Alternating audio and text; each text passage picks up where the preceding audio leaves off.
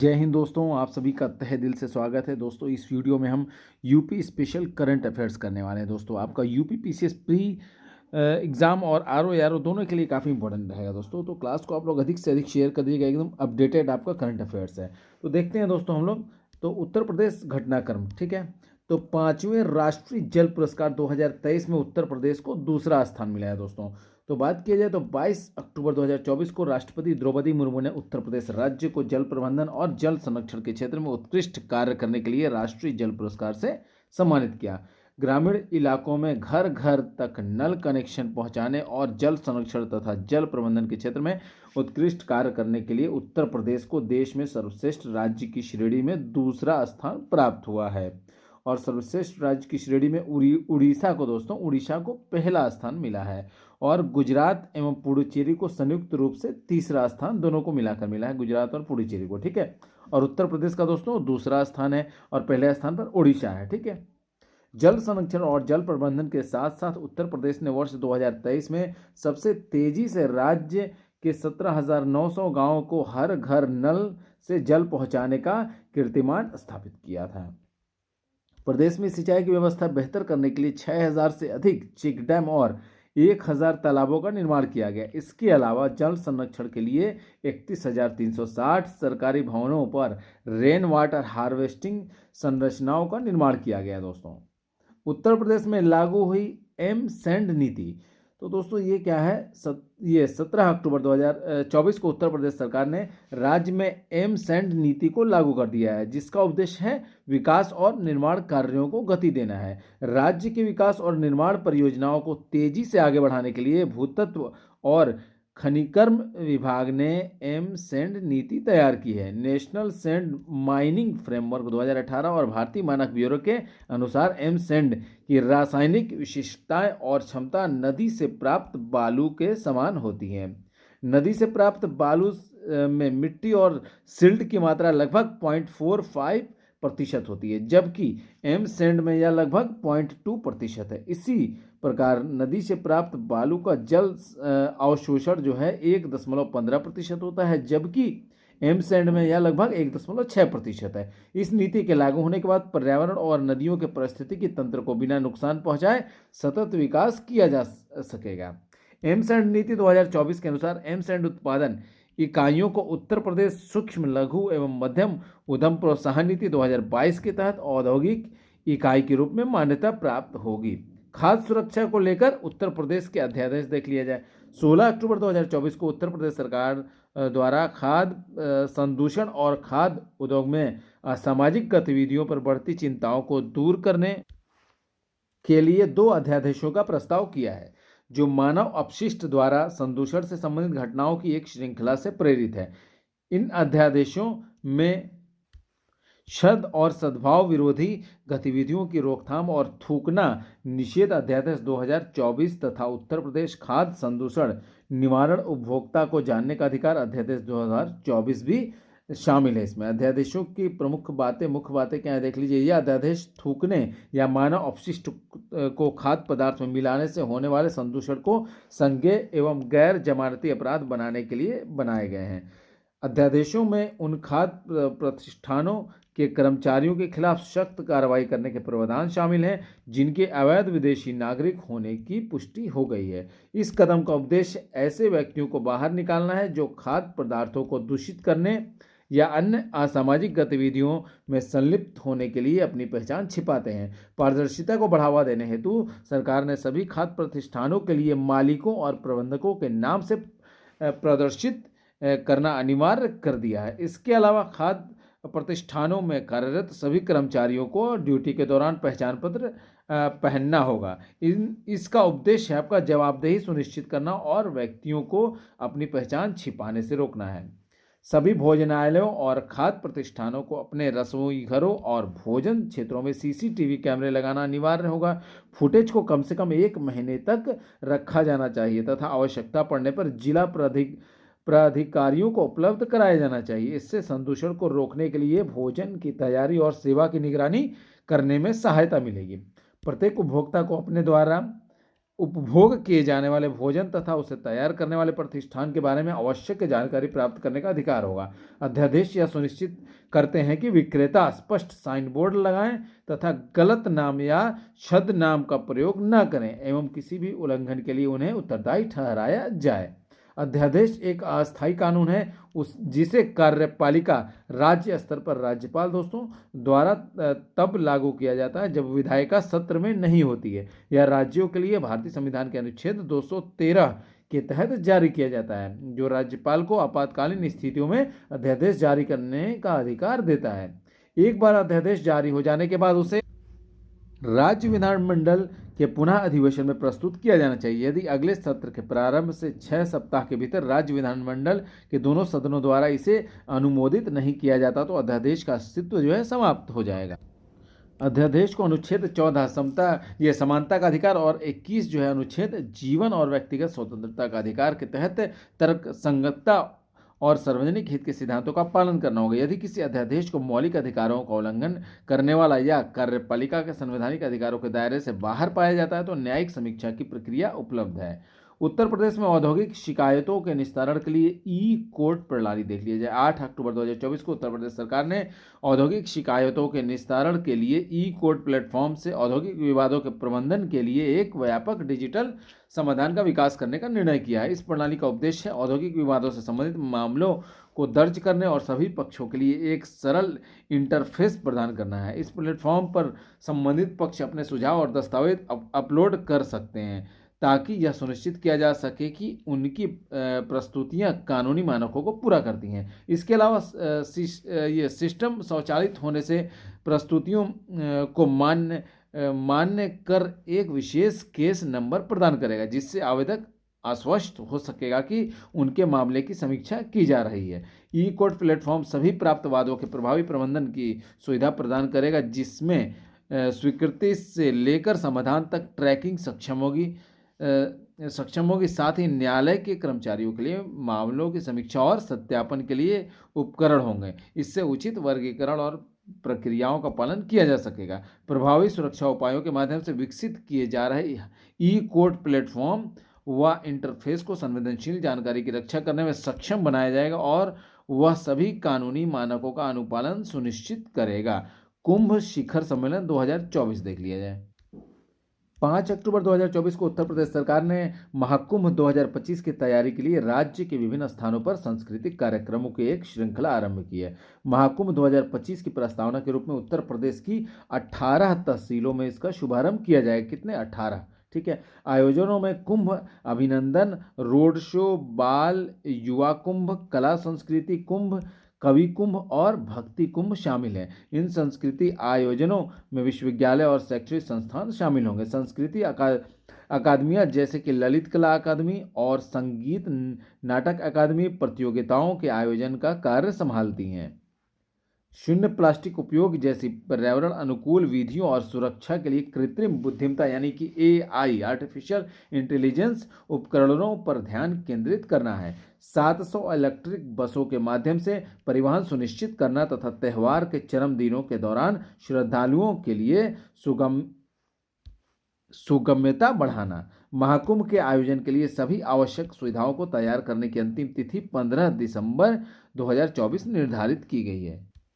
महाकुंभ के बारे में देख लीजिए दोस्तों। कुंभ मेला संयुक्त राष्ट्र शैक्षिक, वैज्ञानिक और सांस्कृतिक संगठन यानी कि यूनेस्को की मानवता की अमूर्त संस्कृति विरासत की प्रतिनिधि सूची के अंतर्गत आता है। ये किस सूची के अंतर्गत आता है दोस्तों? महाकुंभ मेला तो अमूर्त संस्कृति विरासत की प्रतिनिधि सूची के अंतर्गत आता है यूनेस्को की। ठीक है, याद रखिएगा। यह पृथ्वी पर तीर्थ यात्रियों का सबसे बड़ा शांतिपूर्ण समागम है जिसके दौरान श्रद्धालु पवित्र नदी में स्नान या डुबकी लगाते हैं। यह नासिक में गोदावरी नदी, उज्जैन में शिप्रा नदी, हरिद्वार में गंगा और प्रयागराज में गंगा, ठीक है, यमुना तथा पौराणिक सरस्वती नदी के संगम पर यह होता है दोस्तों महाकुंभ का आयोजन। ठीक है, चूंकि यह भारत के 4 अलग अलग शहरों में आयोजित किया जाता है दोस्तों। कितने? 4, याद रखिएगा। इसमें विभिन्न सामाजिक और सांस्कृतिक गतिविधियां शामिल होती हैं जिससे यह सांस्कृतिक रूप से विविधतापूर्ण त्यौहार बन जाता है। 1 महीने से अधिक समय तक चलने वाले इस मेले में एक विशाल तंबूनुमा बस्ती का निर्माण किया जाता है, जिसमें झोपड़ियां, मंच, नागरिक सुविधाएं, प्रशासनिक और सुरक्षा उपाय शामिल होते हैं। इसका आयोजन सरकार, स्थानीय प्राधिकारियों और पुलिस द्वारा अत्यंत कुशलतापूर्वक किया जाता है दोस्तों। और यह मेला विशेष रूप से जंगलों, पहाड़ों और गुफाओं के सुदूर स्थानों से आए धार्मिक तपस्वियों की असाधारण उपस्थिति के लिए प्रसिद्ध है। दोस्तों, महाकुंभ मेले के लिए आपका व्यवस्था को सुनिश्चित करने के लिए एक नया जिला और बनाया गया है दोस्तों। तो वो 4 महीने के लिए रहेगा सिर्फ। वो जिला का नाम है महाकुंभ मेला जिला, ठीक है, याद रखिएगा इसको, महाकुंभ मेला जिला। ये आपका 75 जिले हैं अभी उत्तर प्रदेश में, तो ये 76 हो जाएगा सिर्फ 4 महीने के लिए, याद रखिएगा, ठीक है। हालांकि 75 जिले हैं कुल उत्तर प्रदेश में। अगला देखिए, उत्तर प्रदेश बनेगा गरीबी मुक्त प्रदेश। 2 अक्टूबर 2024 को उत्तर प्रदेश के मुख्यमंत्री ने 1 वर्ष के भीतर उत्तर प्रदेश को शून्य गरीबी प्राप्त करने वाला भारत का पहला राज्य बनाने के लिए एक अभियान की घोषणा की। इस अभियान का उद्देश्य प्रत्येक ग्राम पंचायत में 20 से 25 सबसे गरीब परिवारों की पहचान करना और उन्हें मुख्य धारा में शामिल करने के लिए सहायता प्रदान करना है। पहचाने गए परिवारों को निम्नलिखित मामलों में सहायता मिलेगी, जैसे कि भोजन और वस्त्र, गुणवत्ता की शिक्षा, स्वास्थ्य सेवाएं, आवास सुविधा, स्थिर आय स्रोत, ठीक है, ये सब मिलेगा। परिवार पहचान प्रक्रिया क्या होगी? पहला स्तर जो होगा वो होगा बेघरता, भूमिहीनता, दैनिक मजदूरी पर निर्भरता और संसाधनों की कमी जैसे मानदंडों के आधार पर माप अप मोबाइल ऐप के माध्यम से पहचान होगा, ठीक है। मोबाइल ऐप का नाम याद रखिएगा, माप अप, ठीक है, मोबाइल ऐप के माध्यम से। स्तर 2 के तहत आपका 5 सदस्यों, जिसमें कि आपका ग्राम प्रधान, पूर्व ग्राम प्रधान, स्थानीय स्कूल प्रधानाध्यापक और सहायता समूह के प्रतिनिधि वाली ग्राम स्तरीय समिति का गठन किया जाएगा। और स्तर 3 में आपका समिति की सिफारिशों के बाद परिवारों को डिजिटल प्रणाली के माध्यम से स्वचालित भेजता भेगता रेटिंग प्राप्त होती है। सरकारी योजनाओं का लाभ दोस्तों देखा जाए तो पात्र परिवारों को विभिन्न सरकारी योजनाओं तक पहुंच प्राप्त होगी, जिनमें शामिल है आपका खाद्य एवं नागरिक आपूर्ति विभाग से राशन कार्ड एवं खाद्य आपूर्ति, प्रधानमंत्री आवास योजना जैसी आवास योजनाओं के अंतर्गत लाभ, शैक्षिक सहायता जैसे स्कूल में प्रवेश और यूनिफॉर्म, आयुष्मान भारत बीमा और अन्य स्वास्थ्य पहलों के माध्यम से चिकित्सा सुविधाएं मिलेंगी। श्रम विभाग यानी और मनरेगा दोस्तों, राज्य ग्रामीण आजीविका मिशन एवं अन्य योजनाओं के साथ एकीकरण किया जाएगा। कौशल विकास पहल और रोजगार लाभ तक पहुंच होगा। जीरो पावर्टी पोर्टल, ये दोस्तों क्या है आपका, ZeroPoverty.in को कुशल डेटा प्रबंधन और राशन कार्ड की आवश्यकता वाले परिवारों के लिए सहायता हेतु फैमिली आईडी पोर्टल के साथ एकीकृत किया जाएगा। दोस्तों याद रखिएगा, जीरो पावर्टी पोर्टल को, ZeroPoverty.in को। उत्तर प्रदेश में मिशन शक्ति का 5वां चरण है ये, ठीक है, देख लेते हैं क्या है। 29 सितंबर 2024 को उत्तर प्रदेश सरकार की घोषणा के अनुसार महिलाओं और बालिकाओं की सुरक्षा, सम्मान और स्वावलंबन को सशक्त बनाने के उद्देश्य से मिशन शक्ति के 5वें चरण की शुरुआत की जाएगी, जिसका शुभारंभ 3 अक्टूबर 2024 को किया गया। मई 2025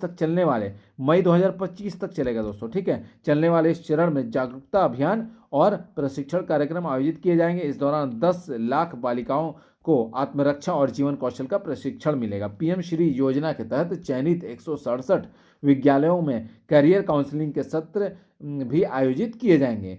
इसके अलावा उत्तर प्रदेश सरकार के निर्देशानुसार होने वाले कार्यक्रमों और गतिविधियों के दौरान 36,772 बालिकाओं को सैनिटरी पैड वितरित किए जाएंगे, जिससे उनके स्वास्थ्य में सुधार होगा और विद्यालय जाकर नियमित शिक्षा प्राप्त करने में आसानी होगी।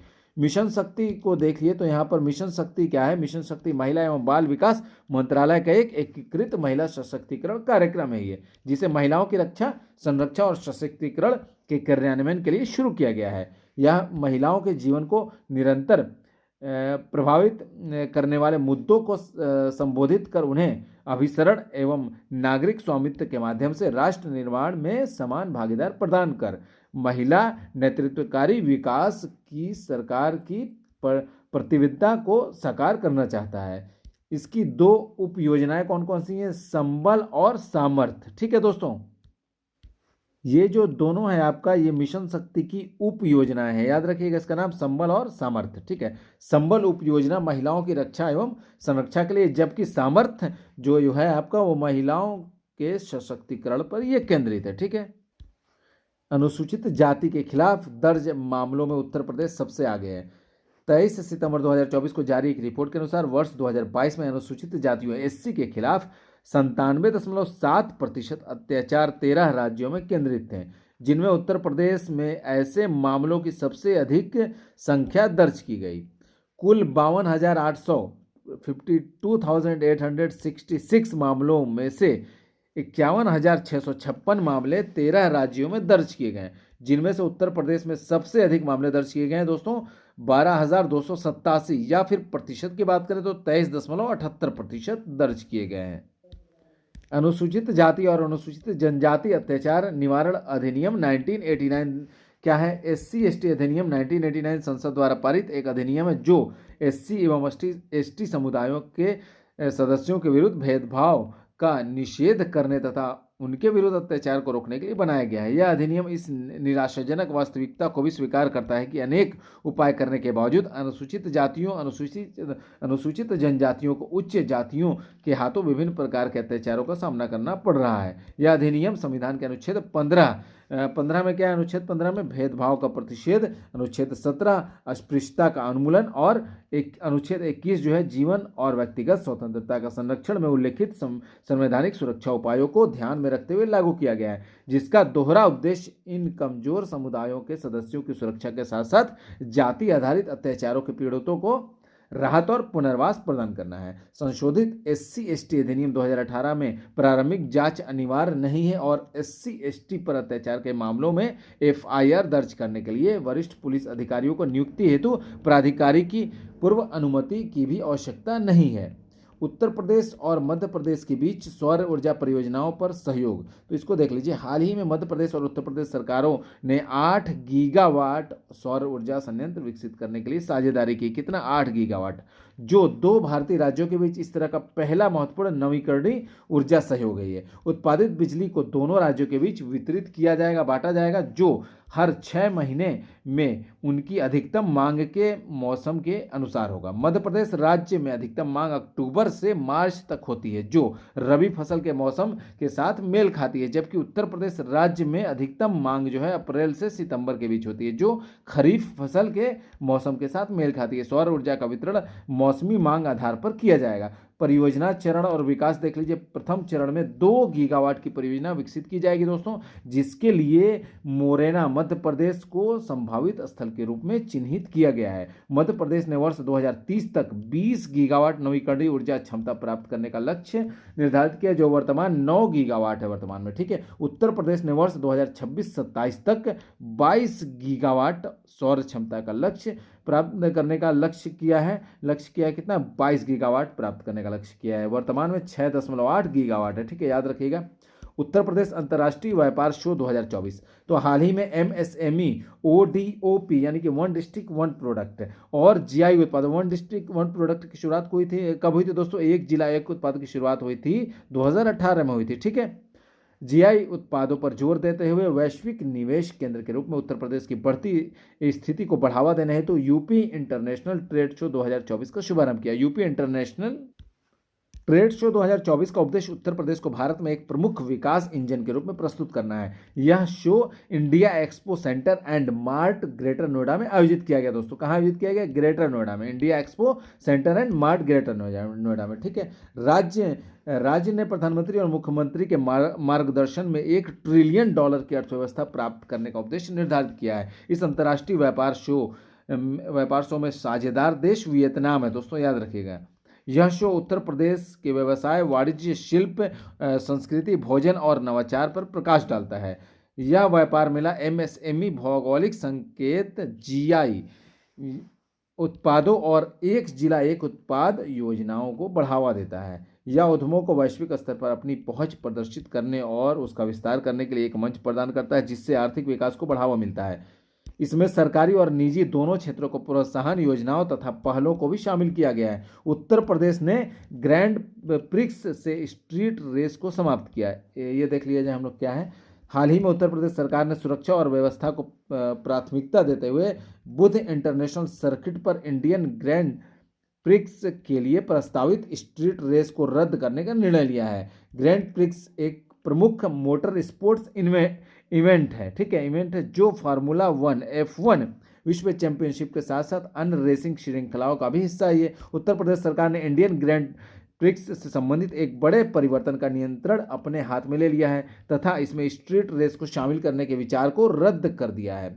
यह निर्णय दर्शकों की सुरक्षा को प्राथमिकता देने, कार्यक्रमों को रसद रसद यानी कि लॉजिस्टिक्स का सुव्यवस्थित करने और संभावित व्यवधानों को कम करने की राज्य सरकार की रणनीति के अनुरूप है। यह निर्णय जो है प्रतिभागियों और दर्शकों की सुरक्षा के लिए मोटो जीपी आयोजकों के मानकों का भी समर्थन करता है तथा उच्च गुणवत्ता वाले कार्यक्रम प्रबंधन को सुनिश्चित करता है। गोरखगिरी पहाड़ी, रहीलिया सूर्य मंदिर और कीरत सागर झील होगी विकसित। इसके बारे में देख लीजिए। हाल ही में केंद्र सरकार की स्वदेश दर्शन योजना 2.0 के तहत महोबा जिले में गोरखगिरी पहाड़ी पर संत गोरखनाथ की तपोभूमि के विकास की योजना केंद्र सरकार द्वारा बनाई गई है। केंद्र सरकार की पहल से ग्रेनाइट चट्टानों वाले पर्वत के साथ रिहिलिया सूर्य मंदिर और कीरत सागर झील के आसपास पर्यटन सुविधाएं विकसित की जाएंगी। 9वीं शताब्दी का सूर्य मंदिर महोबा के समृद्ध इतिहास का प्रतीक है तथा कीरत सागर झील को कीर्तिवर्मन ने 1060 से 1100 ईस्वी के बीच बनवाया था, जो अपने ग्रेनाइट तटबंधों के लिए प्रसिद्ध है। वोकल फॉर लोकल के मंत्र के साथ स्वदेश दर्शन 2.0 नामक संशोधित योजना का उद्देश्य पर्यटन स्थल के रूप में भारत की पूरी क्षमता का उपयोग करके आत्मनिर्भर भारत प्राप्त करना है। इसका उद्देश्य पर्यटन और समृद्ध बुनियादी ढांचे, पर्यटन सेवाओं, मानव पूंजी विकास, गंतव्य प्रबंधन और नीति और संस्थागत सुधारों द्वारा समर्थित संवर्धन को कवर करते हुए टिकाऊ और जिम्मेदार पर्यटन स्थलों को विकसित करना है। अगला है काशी बनेगा स्वास्थ्य सुविधाओं का बड़ा केंद्र। तो हाल ही में वाराणसी की अपनी यात्रा के दौरान प्रधानमंत्री ने आरजे शंकर नेत्र अस्पताल का उद्घाटन किया। काशी, जिसे पारंपरिक रूप से धर्म और अध्यात्म के केंद्र के रूप में जाना जाता है, अब एक महत्वपूर्ण स्वास्थ्य सेवा केंद्र के रूप में भी उभर रहा है। नवनिर्मित अस्पताल में आर्थिक रूप से वंचित रोगियों के लिए प्रतिवर्ष 30,000 निःशुल्क नेत्र शल्य चिकित्सा की जाएगी, जिसमें क्रॉस सब्सिडी मॉडल का पालन किया जाएगा, जिसके तहत 75% शल्य चिकित्सा निःशुल्क होगी तथा भुगतान करने वाले रोगियों से प्राप्त राजस्व से इसका वित्त पोषण किया जाएगा, जो लाभार्थियों का 25% है। यह सुविधा बुजुर्गों, बच्चों और पूर्वी उत्तर प्रदेश के 20 जिलों के लोगों के साथ साथ बिहार, मध्य प्रदेश तथा छत्तीसगढ़ जैसे आसपास के राज्यों के निवासियों की नेत्र देखभाल की जरूरतों को पूरा करेगी। अन्य शुरू की गई योजनाएं कौन सी है देख लीजिए। अन्य योजना, प्रधानमंत्री की वाराणसी यात्रा में विभिन्न हवाई अड्डा परियोजनाओं सहित 6,700 करोड़ रुपए से अधिक मूल्य की विभिन्न विकास पहलों का शुभारंभ शामिल है। कौन कौन सी? लाल बहादुर शास्त्री अंतर्राष्ट्रीय हवाई अड्डे पर उन्होंने रुपए 2,870 करोड़ की अनुमानित लागत से रनवे के विस्तार, एक नए टर्मिनल भवन और संबंधित बुनियादी ढांचे की आधारशिला रखी। उत्तर प्रदेश में ऑनलाइन एआई कोर्स सिखाने का बना गिनीज वर्ल्ड रिकॉर्ड, यानी कि आर्टिफिशियल इंटेलिजेंस कोर्स सिखाने का उत्तर प्रदेश में गिनीज वर्ल्ड रिकॉर्ड बना है। हाल ही में उत्तर प्रदेश सरकार और GUVI यानी कि HCL समूह की ये कंपनी है के सहयोग से आर्टिफिशियल इंटेलिजेंस यानी कि AI आधारित एक कोर्स का आयोजन किया गया। यह कोर्स विशेष रूप से महिलाओं के लिए था। South Asian women in tech यानी कि SWIT लर्नाथन ने 24 घंटे में सबसे अधिक यूजर को ऑनलाइन कोर्स पढ़ाने का नया गिनीज वर्ल्ड रिकॉर्ड बनाया है। इस कार्यक्रम का आयोजन पाइथन AI के क्षेत्र में उभरती महिलाओं को सक्षम बनाने के उद्देश्य से किया गया था, जिसमें भारत और अन्य देशों से हजारों प्रतिभागियों ने भाग लिया। इस दौरान 46,000 से अधिक महिलाओं ने AI पाठ्यक्रम पूरा किया, जो डिजिटल शिक्षा में एक ऐतिहासिक उपलब्धि है। इस पहल का उद्देश्य जो है दक्षिण एशिया की 5 लाख महिलाओं को जनरेटिव AI से प्रशिक्षित करना है। या उत्तर प्रदेश सरकार के लखनऊ को AI इनोवेशन का प्रमुख केंद्र बनाने के लक्ष्य के साथ मेल खाता है। यह साझेदारी महिलाओं को उन्नत तकनीकी कौशल प्रदान करके उनकी रोजगार क्षमता बढ़ाती है तथा यह उत्तर प्रदेश की $1 ट्रिलियन की अर्थव्यवस्था के लक्ष्य को योगदान करती है। दोस्तों, आज की जानकारी यहीं समाप्त करते हैं। क्लास को आप लोग अधिक से अधिक शेयर कर दीजिएगा दोस्तों के बीच। मिलते हैं अगली वीडियो में, तब तक के लिए जय हिंद।